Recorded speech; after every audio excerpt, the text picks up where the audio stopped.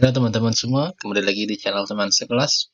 Sekarang kita masuk ke materi perkalian titik atau biasa juga disebut sebagai dot product ya. Nah, ini perkalian titik antara vektor dan vektor. Nah, sebelumnya konsep dari perkalian vektor dengan vektor menggunakan dot product atau perkalian titik itu seperti ini. Misal diberikan vektor A dikalikan dengan vektor B. Nah, itu hasil ini kan vektor ya. Vektor itu punya nilai dan punya arah.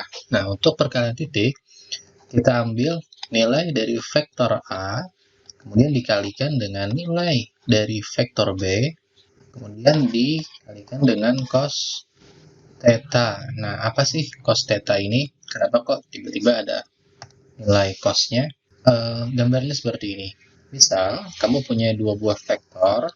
Nah, seperti ini misalnya ya. Kemudian dia membentuk sudut theta. Ini misalnya vektor B, kemudian ini vektor A. Konsep dari perkalian titik, dua vektor yang membentuk sudut ini menjadi satu garis atau saling berimpit ya. Nah, kalau misalnya diberikan A dikali vektor A dikali vektor B, maka vektor B inilah yang harus kita proyeksikan ke vektor A. Masih ingat kan kamu cara memproyeksikannya? Jadi kita buat suatu garis imajiner secara tegak lurus dengan bidang proyeksinya. Nah, kita lihat di sini kan tegak lurus ya dengan vektor A. Kita buat di sini komponen vektor di sumbu atau bidang datarnya. Nah, kalau kita perhatikan, nilai vektor komponen vektor yang buat di garis kuning ini besarnya adalah B dikalikan dengan cos theta. Kenapa? Karena dia berada di samping sudut ya. Kalau dia berada di samping sudut, kita menggunakan konsep cos. Nah, itu ada dibahas di materi penguraian vektor ya. Nah, jadinya sama seperti ini. Vektor A dikali dengan vektor B itu sama dengan nilai vektor A-nya, kemudian B cos theta. Nah, kalau misalnya ya, vektor B ini nilainya misalnya 4 satuan gitu.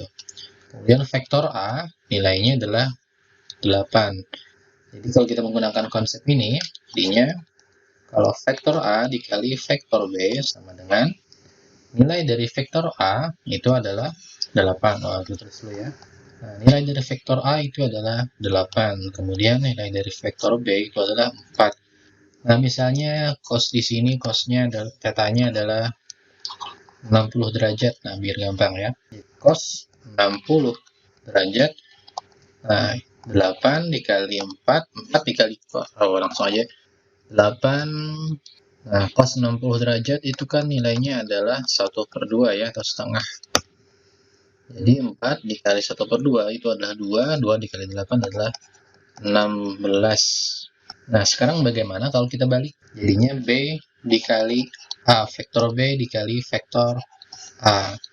Nah, kalau yang seperti ini, kalau kita memakai konsepnya seperti ini ya, ini yang gampang kita bikin dua aja. Ini B ini sama dengan 4 juga nilainya sama. A dengan 8.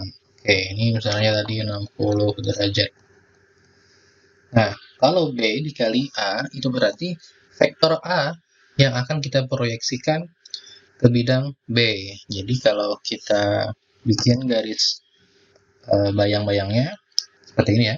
Nah, sekarang kita buat garis tegak lurus. Kan yang mau diproyeksikan itu vektor A terhadap bidang B. Jadi kita buat garis tegak lurus seperti ini ya.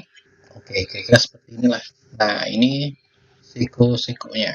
Vektor A ini diproyeksikan ke bidang B, jadinya menghasilkan ini sampai sini. Oke. Nah, yang mana kita lihat di sini, yang kuning ini dia di samping sudut kan?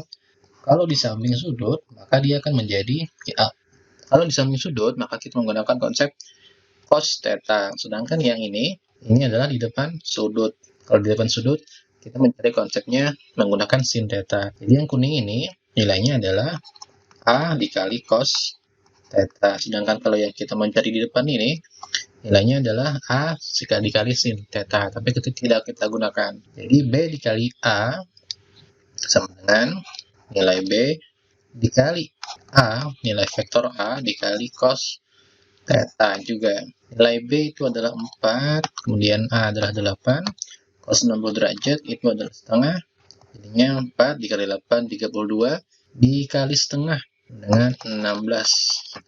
Nah, sama ya hasilnya. Jadi dia memiliki sifat komutatif. Apa itu komutatif? A, vektor A dikalikan dengan vektor B itu sama saja dengan vektor B dikalikan dengan vektor A. Sifat komutatif dari vektor untuk perkalian titik.